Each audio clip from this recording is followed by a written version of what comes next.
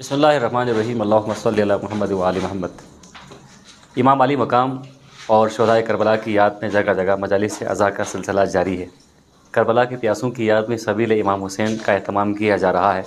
तो मजालिस के अख्ताम पर बल्तिस्तान में तबरुकात का भी एहतमाम किया जाता है। और बल्तिस्तान में तबरुकात की जो रिवायत है काफ़ी कदीम है। कुछ मुकामात पर रिवायती अज़ोक़ और कुल्चा जो है तबरुकात के लिए पेश की जाती हैं, और कुछ जगहों पर आज भी हलवा जो है चपाती के साथ अज़ादारों को पेश किया जाता है।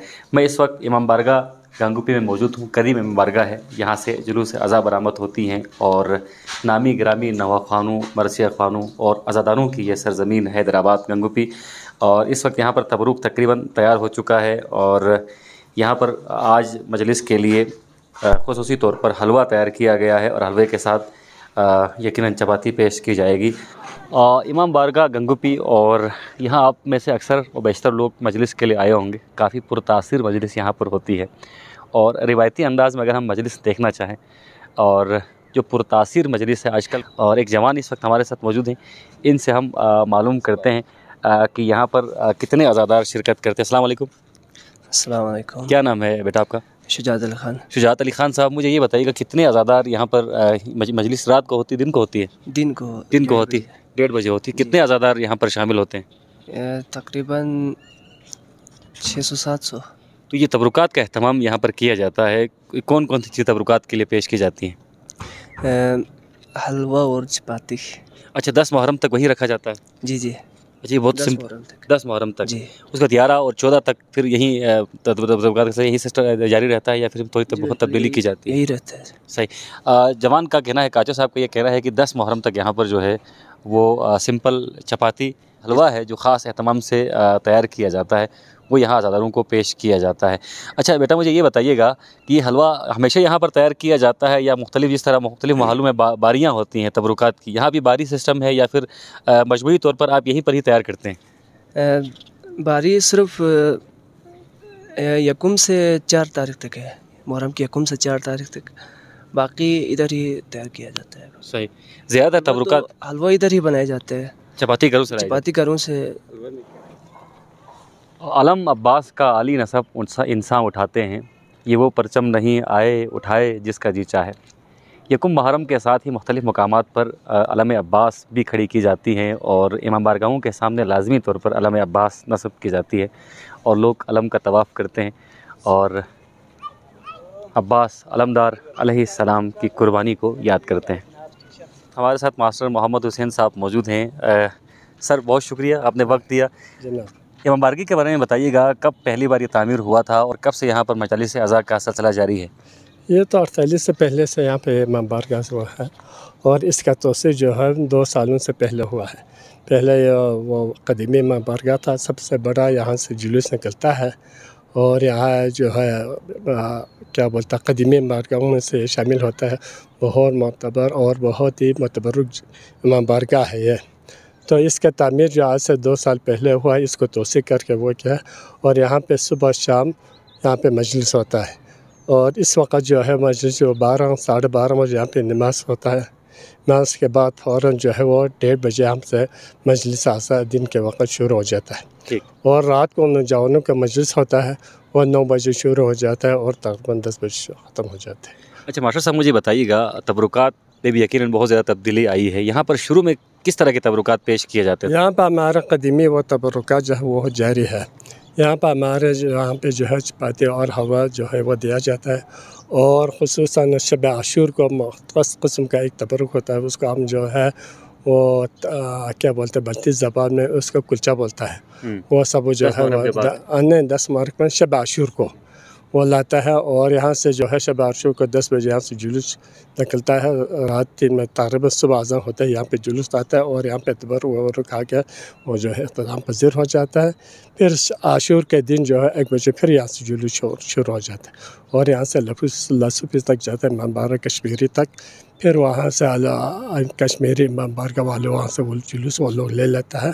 फिर उसके बाद शाम 6-7 बजे अज़ान से पहले हमारा जुलूस यहाँ पे वापस पहुँच जाता है। सही। जी बिल्कुल। तबरुकात के साथ साथ करबला के प्यासों की याद में जगह जगह सबील इमाम हुसैन अलैहिस्सलाम का भी एहतमाम किया जाता है। मुहर्रम के आगाज़ से 40वें तक तकरीबन मुख्तलिफ़ मकामात पर नौजवानों और बच्चों और बुज़ुर्गों की जानिब से सबील इमाम अली मकाम अलैहिस्सलाम का एहतमाम किया जाता है। इस वक्त यहाँ पर भी आप देख सकते हैं, मैं एक मोहल्ले में मौजूद हूँ और गंगूपी का ये इलाका है, यहाँ पर भी सबील का एहतमाम किया है। अस्सलाम वालेकुम। जनाब, क्या नाम है आपका? सगीर अहमद। सगीर भाई, कब से ये सबील शुरू करते हैं और कब तक ये जारी रखते हैं? जी, हमने अभी आज हमने स्टार्ट किया इंशाल्लाह। ये हमारे प्रोग्राम में आशुरा तक हम इंशाल्लाह इसको चलाएं और इसके बाद भी हम कोशिश करेंगे कि साथ साथ इसको इंशाल्लाह चलूम तक सही हम इसको इस तरह बरकरार रखेंगे इंशाल्लाह। सही सही। तो ये हर साल आप जारी रखते हैं या फिर इस साल आपने किया है? नहीं, हमने तो स्टार्ट अभी इस साल किया था। इससे पहले हमारे घर पे जो मजलिस होते हैं उसमें हम बस तबरुकात वगैरह बनाते हैं, बिरयानी वगैरह ये चीज़ें हम यहाँ पर बनाते हैं। लेकिन आज से जो हमारे भांजे थे उन्होंने कहा कि हम भी सबील शुरू करेंगे। सही। हमने कहा ठीक है, जज़ाकल्लाह, इसीलिए हमने आज स्टार्ट किए हैं। सही सही, माशाल्लाह माशाल्लाह। अल्लाह ताला आपको जज़ाए खैर दे। और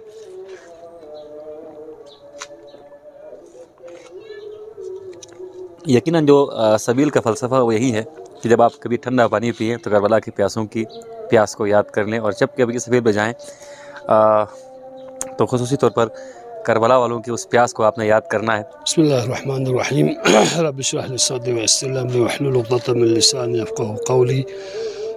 जैसा कि आपने अभी फरमाया कि कदीम ज़माने से ये चीज़ चली आ रही है, रिवायत के हवाले से रिवायत में जो चीज़ हमें मिलती है वो यही है कि तबरुकात का सिलसिला इब्तिदाए इस्लाम ही से, जब से ये सिलसिला है, आज़ादारी के हवाले से हो या किसी भी आयात व महफिल के हवाले से हो, तो ये चीज़ हमें तारीख़ में मिलती है और रिवायत में भी इसके बहुत सारे नमूने पाए जाते हैं।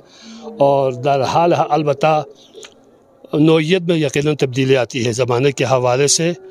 जो हालात बदलते जाते हैं, ज़माने में तब्दीली आती है, उस हवाले से तबरुकात की नौइयत में तब्दीली आती है। लेकिन असल चीज़ वो यही है जो कदीम से चली आ रही है। सही सही। ये ना देखें कि आपकी सबील कितनी बड़ी है और आप जो तबरुक दे रहे हैं वो कितना ज़्यादा दे रहे हैं, इसमें आपका खुलूस देखा जाता है कि आप कितने पुरखुलूस हैं।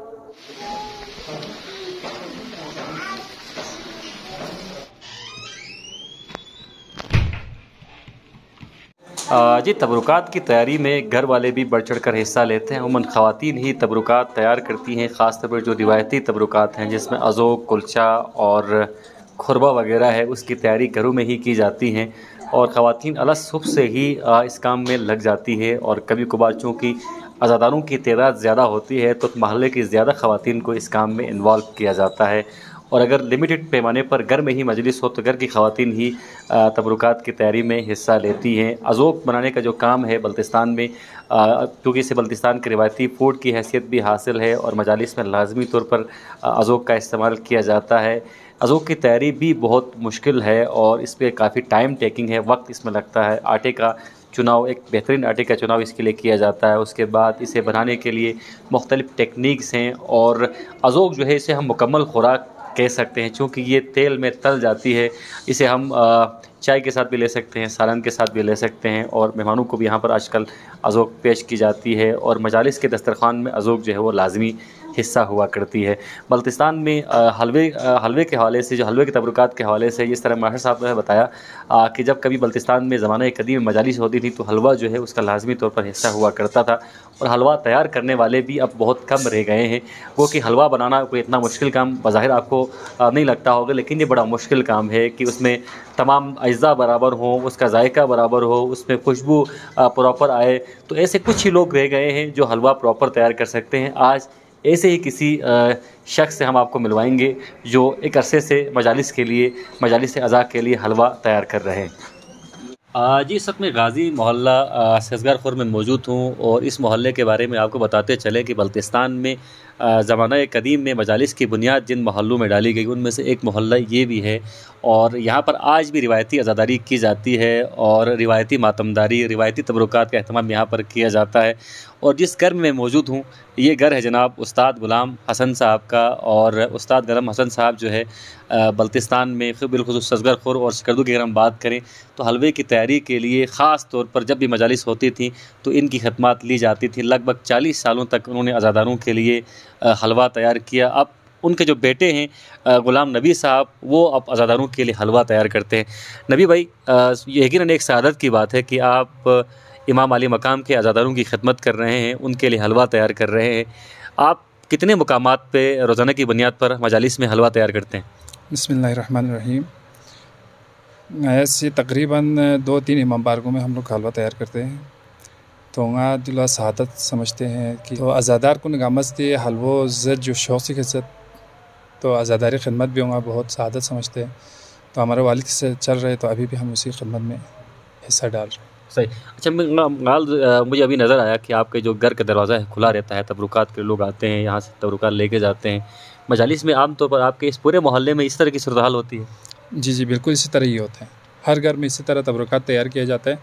हर घर का अपना अपना अलग एक सिस्टम चलता है, तो उस हिसाब से हर घर में हम जाके हलवा भी बनाते हैं और उसमें हम अपना हिस्सा भी डालते हैं। सही। तो ये हलवे की तैयारी मुश्किल कितनी है? मुझे कोई मुश्किल नहीं लगता है। मुझे एक सादा समझता है, मैं बड़ा खुश होता हूँ इसको तैयार करने में, बहुत खुश होता हूँ। जो अज़ादारों की खिदमत और इमाम बारगाह में जाके इस हलवे को तैयार करने में बहुत खुशी मिलता है मुझे इसमें। सही, माशाल्लाह माशाल्लाह। और ये ग़ुलाम नबी भाई की इस बात के साथ ही प्रोग्राम का अख्ताम करते हैं कि अज़ादारों की खिदमत करके यकीनन खुशी मिलती है और ये सआदत की बात है कि आप अज़ादार इमाम हुसैन अलैहिस्सलातु वस्सलाम की खिदमत कर रहे हैं। और यहाँ पर सामने तबरुकात पड़े हुए हैं और ये सदका है मेरे इमाम का, जो मातम का ये महीना शुरू होते ही हर घर में उनका तबरुक पहुँच जाता है। कोई ऐसा दस्तरखान नहीं है जहाँ तबरुक इमाम अली मकाम ना पहुँचता हो। ये बरकतों का महीना है। अपनी खुसूसी दुआओं में याद रखिएगा, शम्मा से शम्मा जले, सिलसिला जारी रहे, हम रहें या न रहे, ये आज़ादारी रहे। माविन खुसूसी इनायत इन्नू अपने मेज़बान मोहम्मद अली अंजुम और प्रोड्यूसर कासिम भट्ट को इजाज़त दीजिए। अल्लाह हाफ़िज़ व नासिर।